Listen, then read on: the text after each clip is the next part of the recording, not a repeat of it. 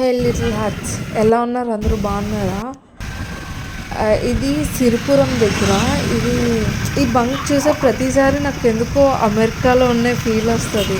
అసలు ఎందుకో తెలియదు, కానీ చాలా పెద్ద బంక్ అనమాట ఇది, వైజాగ్.